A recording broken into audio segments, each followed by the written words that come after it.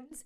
In our revision series, let's revise the chapter Sources of the History of Punjab. Right देखो इसमें हम पहले देख लेते हैं हमने क्या रिवाइज करना है. आपका पहला क्वेश्चन जो है दैट इज रिगार्डिंग के हिस्ट्री ऑफ पंजाब लिखने में जो हमारे पास सोर्सेज हैं उनमें क्या डिफ़िकल्टीज़ है. So difficulties regarding the sources of the history of Punjab. So हम लोग पहला पॉइंट ये करेंगे. ठीक है. नंबर 2 बच्चे हम लोग जो हिस्ट्री ऑफ पंजाब के सोर्सेज हैं that we will be doing in detail. Now, since it is your first term exam and it will be only a tick mark question, तो हम लोग कोशिश करेंगे कि इसको इस तरीके से करें कि अगर ये कोई भी क्वेश्चंस आपको एज अ टिक मार्क आता है so you will be easy to kind of do it right. Now सबसे पहले बच्चे डिफ़िकल्टीज़ क्या आती हैं. सबसे पहला जो है that is shortcomings of the Janam Sakhis. अब जन्म साखियों की शॉर्ट कमिंग्स का मतलब है कि कुछ ऐसी बातें हैं जन्म साखियों के साथ जिसके वजह से पंजाब की हिस्ट्री लिखने में प्रॉब्लम आती है. देखो सबसे पहली बात बच्चे ये कहेंगे कि जन्म साखियाँ जो है वो फैक्ट एंड फैंटसीज़ का मिक्सचर है. सो बहुत डिफ़िकल्ट है to use it as a source of history. Number 2 जो भी इवेंट्स इसमें नरेट किए गए हैं वो एक क्रम में या क्रोनोलॉजिकल ऑर्डर में नहीं दिए गए हैं. थर्डली एक ही इवेंट को अलग अलग जन्म साखियों में अलग अलग बताया गया है. So it becomes very difficult for any historian to use it as a history source. And बच्चे fourthly these जन्म साखीज़ जो हैं they were not written as the historical documents. ये तो जन्म साखीज़ जो हैं गुरु नानक देव जी की बर्थ स्टोरीज़ हैं. सो दे were not written as the history books. So ये तो रही short comings of the जन्म साखीज़. Very quickly it is a mixture of fact and fantasies. Number 2, the events are not in the chronological order. Number 3, the event has been described differently in different Janam Sakhis. Last but not the least, that ye Janam Sakhi jo hai, they are not historical books, right? So let me just have my pointer, right?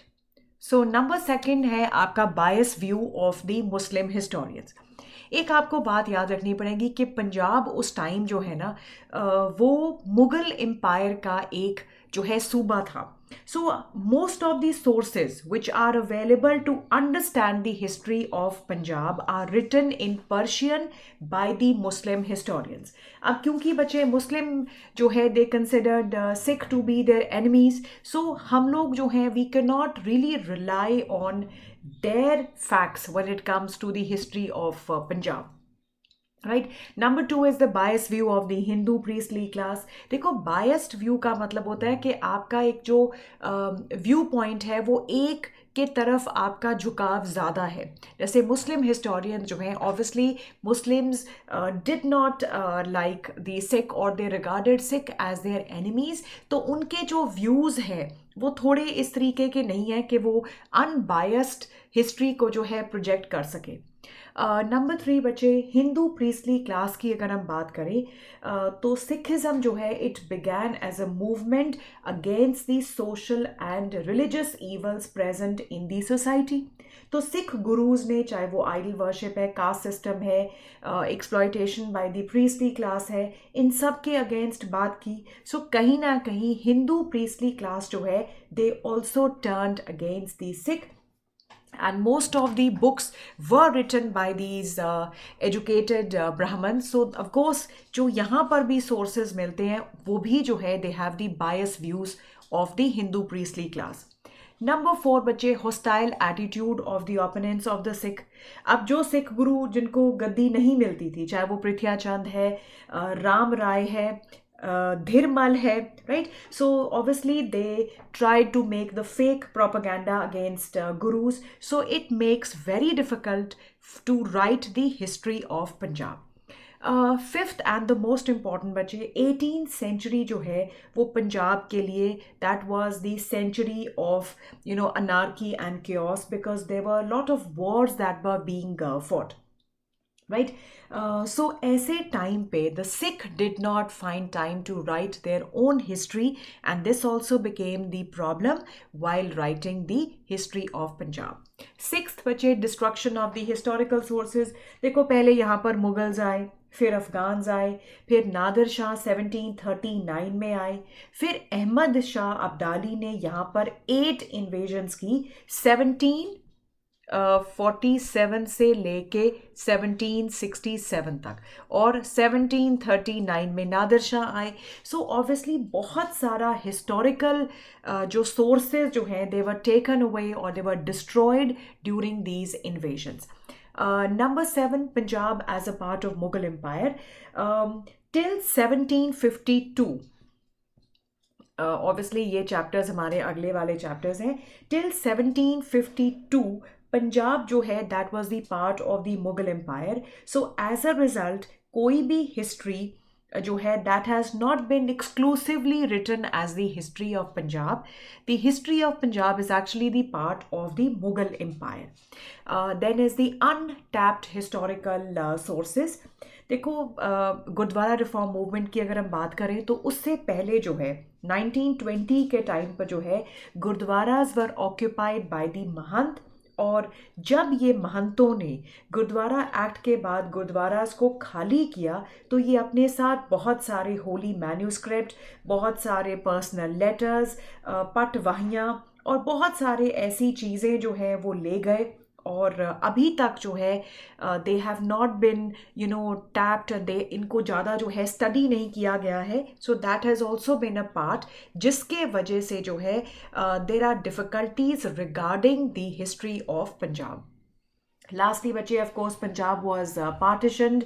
आप ये देखोगे Lahore, the capital of Punjab, the Punjab University, many historical buildings, valuable books, वो सारे पाकिस्तान में रह गए. So बहुत सारे हमारे sources जो हैं we could not tap them, or they have been destroyed because of the riots caused by the partition. So obviously बच्चे बहुत सारे sources हमारे पाकिस्तान भी चले गए. So ये आपके factors हैं, ये आपके कुछ कारण हैं क्यों आपकी हिस्ट्री ऑफ पंजाब को लिखने में प्रॉब्लम आएगी.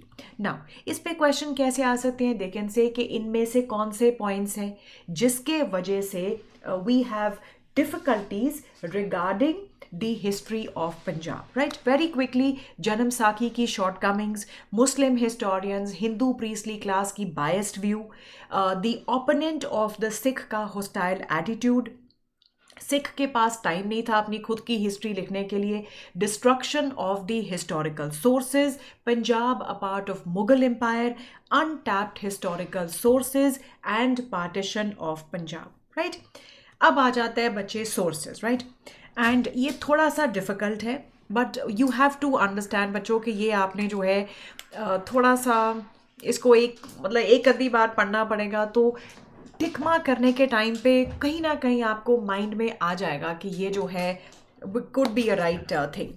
सबसे पहले बच्चे जब हम सोर्सेज की बात करते हैं ना तो हमारे पास ये देखो ये 8 सोर्सेज हैं.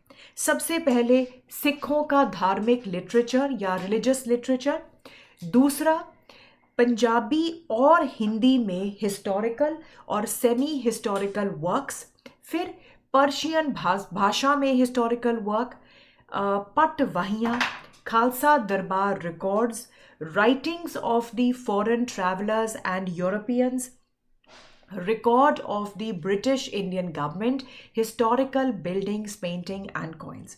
देखो ये जो आपके टर्म 1 के एग्जाम्स है specially for the +2 Punjab school education board, बच्चों आपके कोई भी जो है एज सच लॉन्ग क्वेश्चंस तो नहीं है, you only have to tick mark.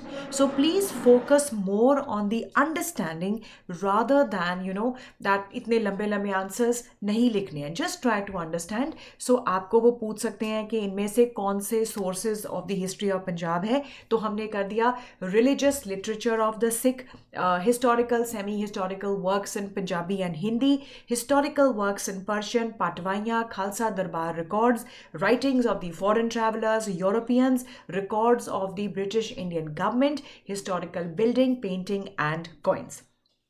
ठीक है जी। सो सबसे पहला हम कर रहे हैं religious literature of the Sikh, या आपका धार्मिक साहित्य, राइट। इनकी जब मैंने पॉइंट्स भी बनाए तो मैंने बहुत लंबे लंबे नहीं बनाए हैं, मैंने आपके बिल्कुल पॉइंट्स में बनाए हैं ताकि आपको टिक मार्क करना जो है बहुत ईजी हो जाए। देखो, रिलीजियस लिटरेचर में खास तौर पे 5 मोस्ट इंपॉर्टेंट है। नंबर 1 आदि ग्रंथ साहिब, नंबर 2 दसम Granth Sahib, number 3 wars of pi Gurdas, number 4 जन्म साखियाँ, एंड नंबर 5 दी हुक्मनामाज। सबसे पहले है बच्चे आदि ग्रंथ साहिब। देखो, आदि ग्रंथ साहिब जो है आपको दो चीज़ें बहुत इंपॉर्टेंट है। एक तो आदि ग्रंथ साहिब जो है that was compiled by Guru Arjan Dev जी, और कब इसकी कंपाइलेशन जो है वो ख़त्म हो गई थी 1604 में। फिर हमने बच्चे ऑब्वियसली हम ये डिटेल जो है गुरु अर्जन देव जी के रिविजन चैप्टर्स में भी हमने की थी कि ये जो आपकी गुरु ग्रंथ साहिब है इसमें कौन से गुरुओं की बानी जो है वो दर्ज की गई है। पहले गुरु गुरु नानक देव जी, फिर गुरु अंगद देव जी, फिर गुरु अमरदास, गुरु रामदास एंड गुरु अर्जन देव जी। उसके बाद गुरु हरगोबिंद जी की बानी इसमें नहीं है, गुरु हर राय जी की बानी इसमें नहीं है, गुरु हरकृष्ण जी की बानी इसमें नहीं है, गुरु तेग बहादुर जी की बानी लेटर गुरु गोबिंद सिंह जी ने इसमें जो है कंपाइल की थी, राइट। सो ये तो हो गया आपका आदि Granth Sahib compiled by Guru Arjan Dev ji in 1604। Number 2 is your Dasam Granth. Dasam Granth जो है बच्चे, this was the scripture which was compose to evoke the heroic sentiments among the Sikh so that they are able to fight against political injustice and religious toleration. Now, Dasam Granth was compiled by Mani Singh in 1721. सो किसी बच्चे ने मुझे अपने notes भी दिए थे, उसमें बच्चे आपने लिखा था it is the work of 10 compositions. No, it is the work of 18 compositions. 18 compositions हैं, जिनमें से कौन सी हैं? जाप साहिब, अकाल उस्तत, चंडी दीवार, 24 अवतार, शबद हजारे, शस्त्र नामा, बचित्तर नाटक and Zafarnama. So very quickly, दसम ग्रंथ बचे कंपाइल्ड बाय भाई मानी सिंह इन 1721। 18 इनके कॉम्पोजिशंस हैं, और ये आप देखो जाप साहिब, अकाल उस्तत, चंडी दीवार, 24 अवतार, शबद हजारे, शस्त्र नामा, बचित्तर नाटक, जफरनामा। अगर हम जफरनामा की बात करें, so this was the letter of victory written by Guru Gobind Singh ji at Dina. This is very important, ये टिक मार्क में आ जाती है कि जफरनामा जो है गुरु गोबिंद सिंह जी ने कहाँ लिखा था? दीना में लिखा था। नंबर 2 बचे, इसकी लैंग्वेज क्या है? इसकी लैंग्वेज पर्शियन है।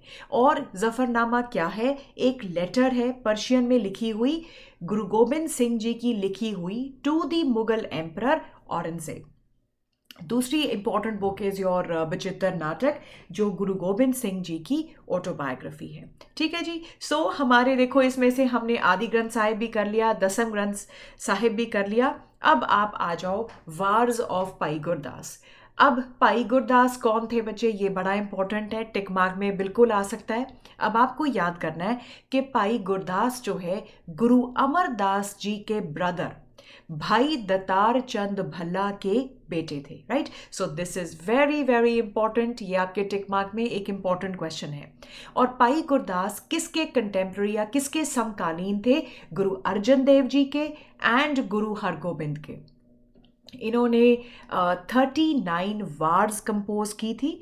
ये भी आपको क्वेश्चन जो है आपका सैम्पल पेपर में आया हुआ है कि कंपोज्ड हाउ मेनी वार्स? 39 वार, और वार 1 एंड 11 जो है वो सबसे इम्पॉर्टेंट है। ठीक है जी। इसके बाद आ जाते हैं आपके जन्म साखियों के ऊपर। So vars are done. Bhai Gurdas ji, he was the brother of Guru Amardas, और ब्रदर का नाम क्या था? पाई दतार चंद पल्ला।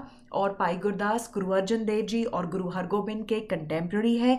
उन्होंने 39 वार्स जो है वो लिखी थी, और पहली और 11वीं जो है वो सबसे इम्पॉर्टेंट है। अब आता है बच्चे, आई थिंक आपके बुक में जो है कुछ ये भी हम लोग कह सकते हैं कि देखो, जो वार 1 जो है वो गुरु नानक देव जी के बारे में डिटेल्ड डिस्क्रिप्शन करती है।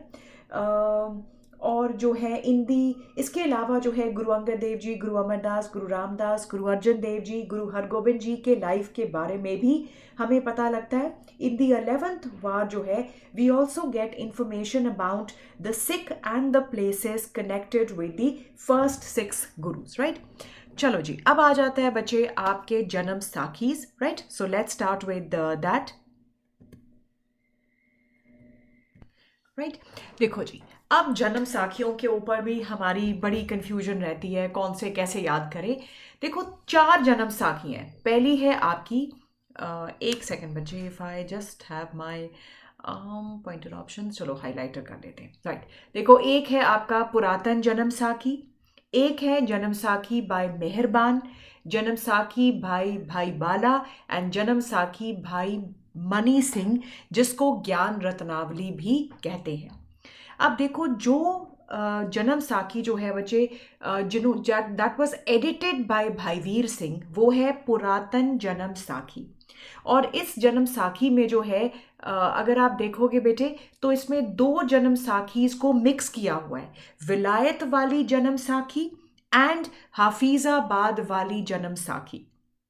राइट, सो पुरातन जन्म साखी होगी ये, दैट वाज एडिटेड बाय भाई वीर सिंह बाय कंबाइनिंग 2 विलायत वाली जन्म साखी एंड हाफिजाबाद वाली जन्म साखी.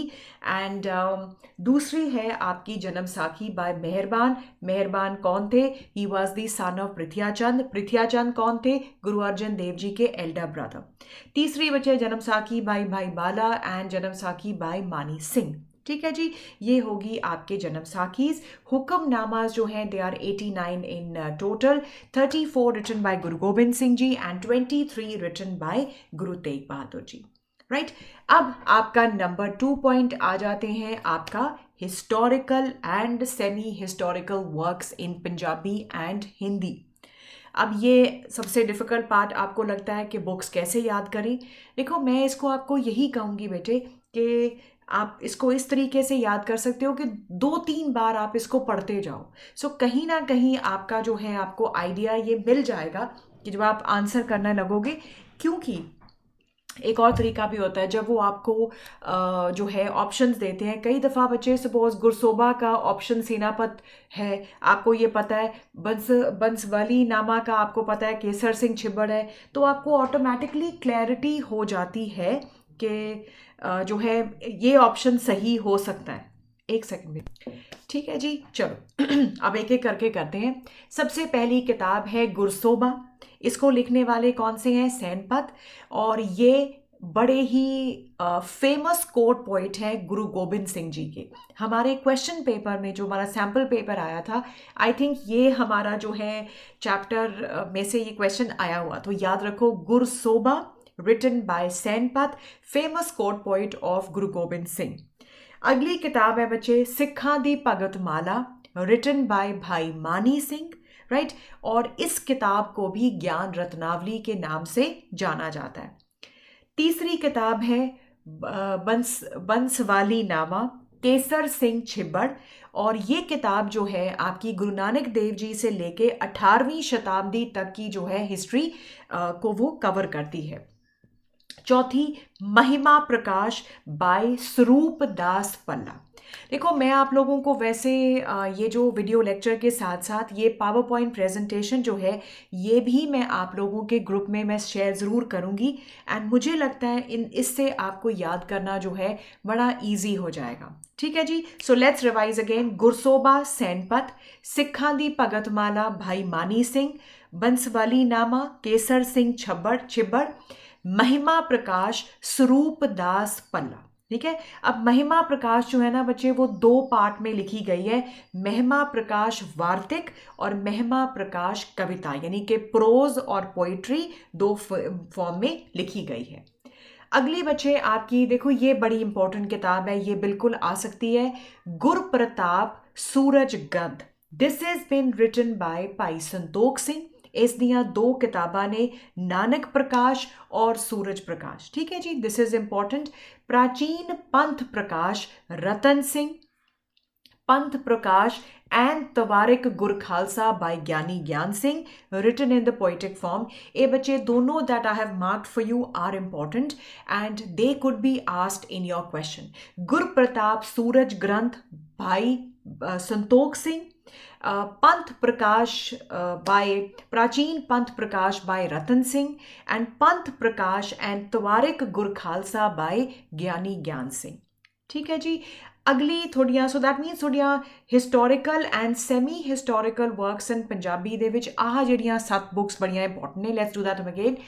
श्री गुरसोबा बाय सैनपत, सिखां दी भगतमाला भाई बाई मानी सिंह, बंसवली नामा केसर सिंह छिब्बड़, महिमा प्रकाश स्वरूप दास पल्ला, गुर प्रताप सूरज ग्रंथ भाई संतोख सिंह, प्राचीन पंथ प्रकाश रतन सिंह, पंथ प्रकाश एंड तवारिक गुर खालसा बाई ज्ञानी ज्ञान Singh.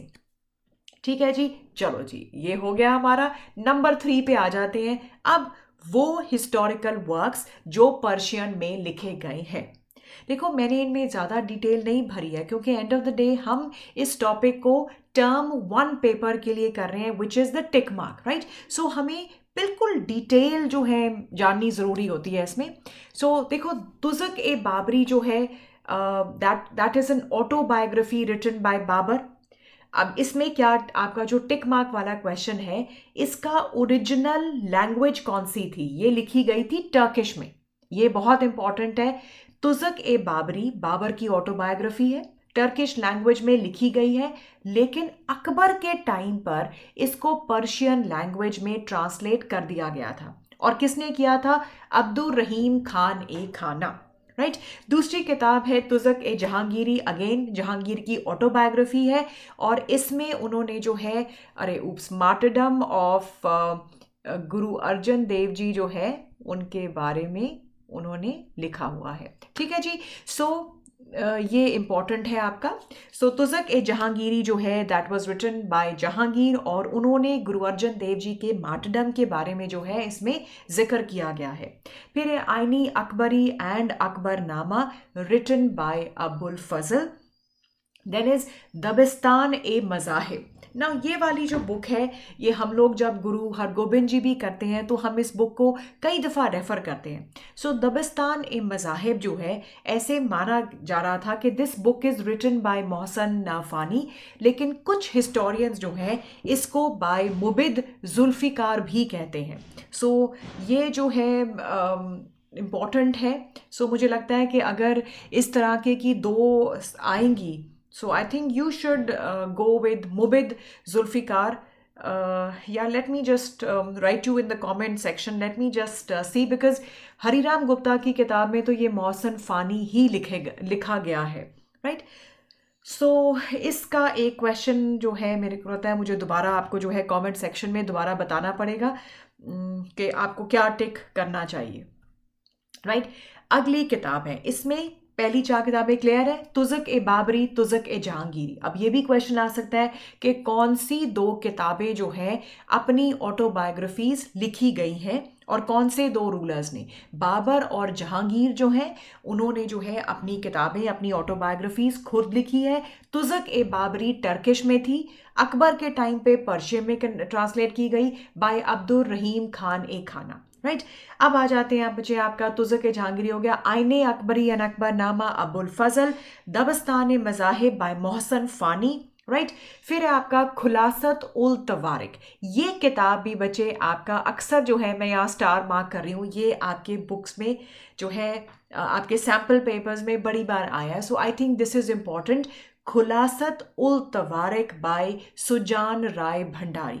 Then is Muntakhab ul Lubab by Khafi Khan. इन्होंने गुरु तेग बहादुर, गुरु गोबिंद सिंह जी और बंदा बहादुर के बारे में लिखा हुआ है. एक जंगनामा भी आपके सैम्पल पेपर्स में और जो आपके क्वेश्चंस आ रहे हैं उसमें आया हुआ है. सो जंगनामा इज़ बाय काजी नूर मोहम्मद. और ये काजी नूर मोहम्मद कौन थे? इन्होंने अहमद शाह अब्दाली को अकम्पनी भी किया था. उम्दत उल तवारिक बाय सोहन लाल सूरी. अरे एक बड़ा इंपॉर्टेंट क्वेश्चन ये भी बन जाता है कि रंजीत सिंह के कोर्ट हिस्टोरियन कौन थे? सोहन लाल सूरी, राइट. और उनके द्वारा लिखी हुई किताब कौन सी है? उम्दत उल तवारिक. फिर है तवारिक ए सिखा बाय खुशवक्त राय, एंड ये this book was written on instructions from David Ochterlony, right. फिर से एक बार कर ले, देखो जो पहले दो इंपॉर्टेंट वाली है वो कर लेते हैं। खुलासत ul Tawarikh by Sujan Rai Bhandari, जंगनामा Qazi Nur Mohammad, उम्दत ul Tawarikh by Sohan Lal Suri. देखो वैसे तो ये सारी बुक्स बहुत अच्छी हैं, बड़े इंपॉर्टेंट सोर्सेज हैं, बहुत बेहतरीन लिखी हुई हैं, बट इट्स जस्ट दैट बेटे कि कुछ हम लोग ऐसे कहते हैं ना कि कोई बुक्स जो है बार बार क्वेश्चन में पूछी गई है, सो उस लिहाज से जो ये स्टार वाली बुक्स हैं ये कुछ ज़्यादा पूछी गई है। और दूसरी बात, मेरा आपको ये करने का क्यों इरादा है, जब आपको ये बुक्स का आइडिया हो गया तो ऑप्शंस में जब आपको थोड़ी जो है गेस वर्क भी आप कर पाओगे, ठीक है जी। Khulasatul Tawarikh by Sujan Rai Bhandari, Muntakhab ul Lubab by Khafi Khan, Jangnama by Qazi Nur Mohammad, he accompanied Ahmad Shah Abdali, Umdat ul Tawarikh by Sohan Lal Suri, Tarikh e Sikhan by Khushwaqt Rai on instructions from David Ochterlony. अरे बाप रे, बड़े सारी किताबें हैं, कैसे याद करेंगे इसको। बच्चे 2-3 बार पढ़ो, एंड जो आपको लगता है रेपिटेटिवली आई हुई हैं उनको ज़्यादा अच्छे से कर लो। एटलीस्ट देखो जब भी हम मल्टीपल चॉइस क्वेश्चंस करते हैं ना, तो हम थोड़ा एलिमिनेशन मेथड से भी उसको सही ढंग से कर सकते हैं। We know that this book इनकी नहीं है, एलिमिनेट दैट बुक, या इस बुक का ये ऑथर नहीं है, so you can also come to the right answer by eliminating the wrong answers. Tarikh e Punjab by Bute Shah, Zafarnama e Ranjit Singh, that was by Diwan Amarnath, he was the son of the finance minister of Ranjit Singh, Diwan Dinanath. Ibratnama by Alauddin Mufti, Char Bagh e Punjab by Ganesh Das, and ये जो है रंजीत सिंह के under जो है क्वानगो का काम भी ये करते थे। ठीक है जी, चलो जी, बुक्स हमारी हो गई हैं, बड़ी डिफिकल्ट है, you can go back to the slide and listen to them again. अब आती हैं बच्चे पटवाहियाँ। सो पटवाहियाँ के टाइम पर जो है थोड़ा सा कंफ्यूजन रहती है बच्चों को कि ये क्या है, मतलब व्हाट आर दीज। देखो जैसे इसको मैं सिंपलर वे में करूं कि जैसे कुछ अकाउंट्स बुक हैं, कुछ ऐसी किताबें हैं जिसमें आप अपना कुछ ना कुछ लिखते जा रहे हो। सो ये पट जो थे ना, ये क्या करते थे, जितने भी इम्पॉर्टेंट इवेंट्स हैं, इम्पॉर्टेंट डिटेल्स जो हैं, अपनी वाहियाँ is just like a modern day something like a notebook. In their notebook they would keep on writing all these things.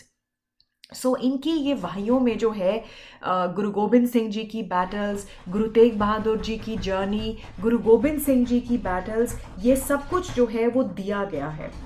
And this was because of the efforts of ज्ञानी गिरजा सिंह, कि ये जो source of history of Punjab जो है ये हम इसको read कर पाए। ठीक है जी। Then is your Khalsa Darbar records. Now Khalsa Darbar records कौन से हैं? The official records of Maharaja Ranjit Singh.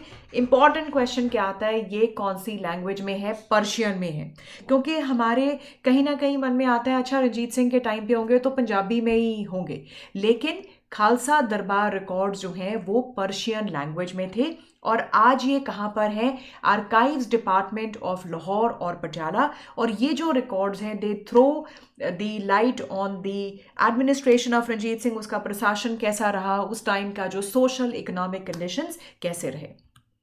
अब आ जाता है, अरे बाप रे, अनदर सेट ऑफ बुक्स। ठीक है, सो एक और मैं आपको आइडिया दे सकती हूँ कि आप इन बुक्स को जो है अपने नोटबुक में लिख लो, राइट।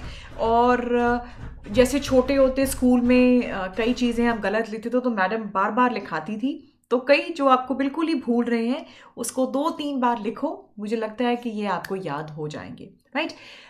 यूरोपियन ट्रैवल्स में बच्चे जो थोड़ी इंपॉर्टेंट मुझे बुक्स लगी हैं, पहला है journey from Bengal to England by George Forster, sketch of Sikh by Malcolm, origin of Sikh power in Punjab by H.T. Prinsep. ये 3 जो है मुझे लगता है ये आपके सैम्पल पेपर में आई थिंक ये आया भी हुआ है, right. The journey from Bengal to England by George Forster, the sketch of Sikh by Malcolm, origin of Sikh power power in Punjab by H.T.